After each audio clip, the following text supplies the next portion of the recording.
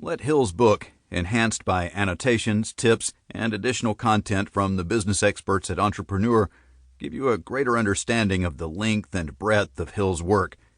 Whether you are a student of books like Law of Success, Think and Grow Rich, or his other bestsellers, or this is your first book of Napoleon Hill, you will gain insight that will be invaluable.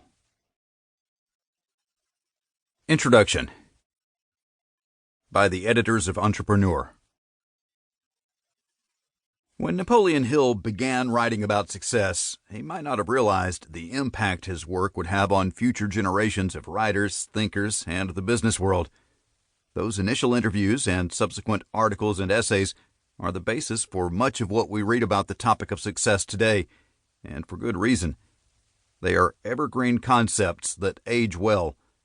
Pick up any book about success, and you'll see reverberations of Hill's writings on habits, success, negotiation, and treating colleagues with respect. Hill's foundational knowledge of what success can look like remains strong today.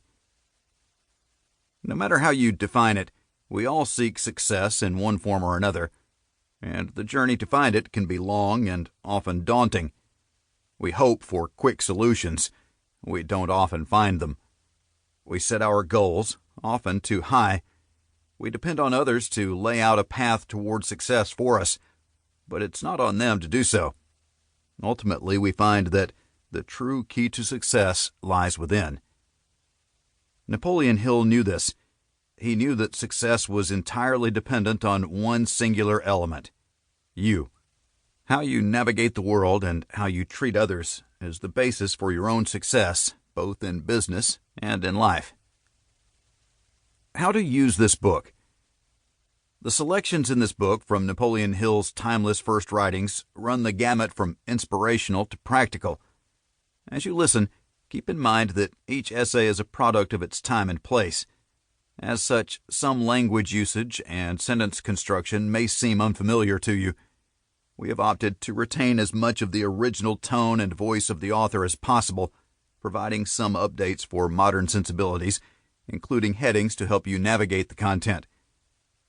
Our editors have also included some brief editorial comments as needed. Each selection includes tips for the listener from our editors and an Entrepreneur Action Item section to help you apply the lessons from each of Hill's original essays to your own life and experience in a practical, actionable way. Harness the power of you. Hill famously said, "All the breaks you need in life wait within your imagination."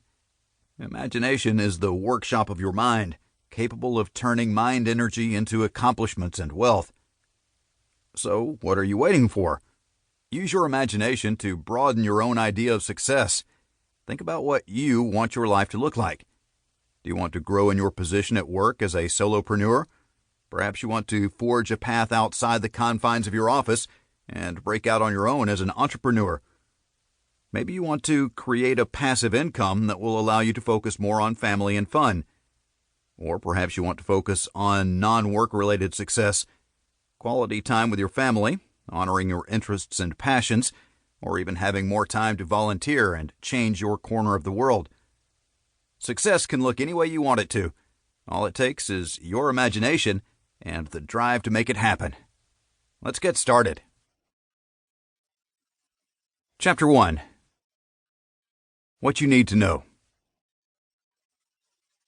The first thing you need to know is how to make sense of the opening passage of Napoleon Hill's first story, The End of the Rainbow.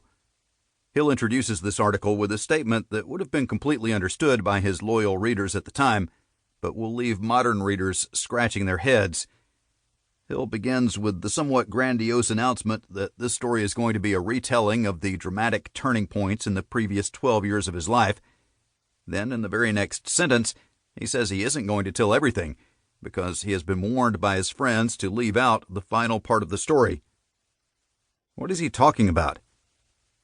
The answer is that he's talking about a scandal that took place a year earlier, and to appreciate why this is important to him, you must first know that Napoleon Hill's magazine, in which this article appeared, was not Hill's first magazine. It was his second, and the scandal that is so cryptically referred to involves his ouster as publisher of the first one. The first magazine was called